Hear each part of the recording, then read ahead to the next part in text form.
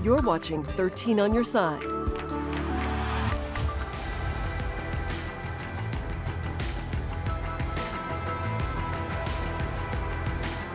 Two people have died and more than 40 others are hurt following a deadly tornado that ripped through a northern Michigan city yesterday afternoon. The city of Gaylord has imposed another curfew until sunrise, while rescue efforts and recovery efforts continue. Today, the National Weather Service classified yesterday's tornado as an EF3. Maximum winds reached 150 miles per hour. 13 on your side's Andrea Flores Ripped apart businesses and flipped cars line Main Street in Gaylord after Friday afternoon's deadly tornado. Michigan State Police say first responders are wrapping up a secondary sweep of the area and will then enter a recovery and stabilization phase. At 3:38 p.m., it was upgraded to a tornado warning. At 3:48 p.m., the National Weather Service confirmed a tornado touchdown in Otsego County. Early estimates from the National Weather Service show the tornado formed west of Gaylord, moving at about 55 miles per hour for about 25 minutes. That's fairly long. Typically, most tornadoes on the ground only for a couple of minutes at a time. So this is pretty unusual, but the atmosphere yesterday did support a fairly significant potential for tornadoes. So given the atmosphere that we had yesterday, it was not surprising that this happened, but even for up here, that's very unusual. Once the tornado touched down and traveled east on M32, it left a path of destruction in its wake on Main Street, then moved north through neighborhoods. They've lost their homes yesterday, so it's rough. You know, we are a small community. I was watching our officers and our first responders, and I was actively involved in it. We were searching for places that we knew the occupants. You know, we were calling them out by name, trying to see if they were still in their damaged homes. And when you see that, it's not. It's a lot more personal when our officers know the people that live in those homes. The National Weather Service says it's rare to have a tornado around here, and it only took 3 minutes to tear through town, ripping up businesses and homes in its wake. Reporting in Gaylord, Andrea Flores, 13 on your side. The tornado was rated an EF3 by the National Weather Service. It's the only tornado ever to touch down in the city of Gaylord and the most powerful the state has seen since 2012. 13 on your side's Keely Lovern was tracking the aftermath and talking to residents as they pick up the pieces. Progress is being made step by step here in Gaylord to return this city back to life. And the overall message here in the community is that there's an overwhelming amount of support. This is baffling. Lifelong Gaylord resident Dustin Radke was inside a trailer home when the tornado hit. I slammed the door shut as soon as the wind started. The door flew open. I saw stuff flying. I grabbed the dogs, and a tree came right through the house, and I took cover to the back bedroom. And then we came out, and I hear people screaming and yelling. And he and his neighbors rushed to help people. I saw some stuff I didn't like seeing. We tried getting people out of the rubble. We got one unburied. Still awe, like that really happened. A lot of people's homes are gone. It's heartbreaking to see this happen in this town.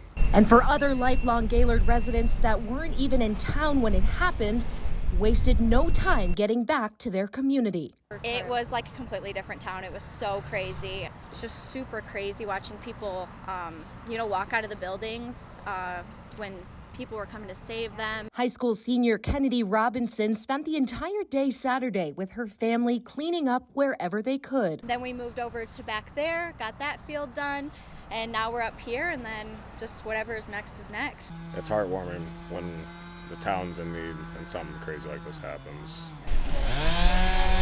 As a small community, we definitely came together super fast to get this done. Just get it all together and back to normal as fast as possible. Just want to keep moving forward, move on from it. Reporting in Gaylord, Keely Lovern, 13 on your side. Consumers Energy says more than 14,000 people were without power in Gaylord following that tornado. Now, a Consumers Energy spokesperson says they have 250 crews in the area. Michigan State Police also announced today that the local hospital has regained power and is no longer running on a generator. More than just power lines, Consumers Energy is working to rebuild entire infrastructure that brings power to that city. You're seeing not only lines get disconnected, but poles and transformers destroyed and knocked down. We're actually able to do a lot of rebuilding very quickly. We do have 250 people who are at work who've been trained for situations like this. So they can do a lot, and they are working really around the clock. As of right now, there are still more than 2,000 people without power in Gaylord. Consumers says crews will work throughout the night tonight and all day tomorrow to restore that power. The American Red Cross has established a mobile command center about a mile north of Gaylord. Dozens of families have turned up to that location at the E-Free Church on M32 for water, food, and for shelter. Most disasters are not predictable. I mean, so there's so much that you can do to prepare for it. You know, you can get insurance if you can afford it. You can have a preparedness kit. But the main thing that they need to do is have that an app or a weather radio that can warn them in time to take shelters. And it can be extremely devastating to families. So we do have some reconnection that we can provide if somebody's separated from their family. And that might be something we activate just based on the disaster itself. Red Cross also offers health services along with mental and spiritual care. If you'd like to donate or if you'd like to volunteer, you can visit redcross.org. Michigan State Police in Northern Michigan has also created a hotline for inquiries about missing people. If you're having trouble locating a friend or a loved one in the Gaylord region, you should call 989-705-3780.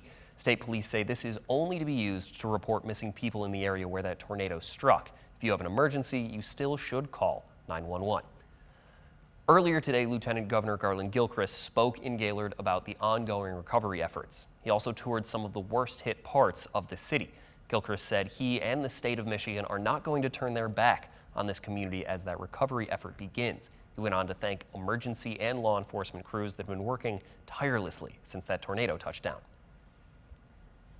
I want to thank the state police for being so supportive and making sure that we can understand and wrap our arms around the scale of the challenges, so we can now direct resources to people who need them in this community to make sure that we can recover, that we can build, that we can come forward stronger together.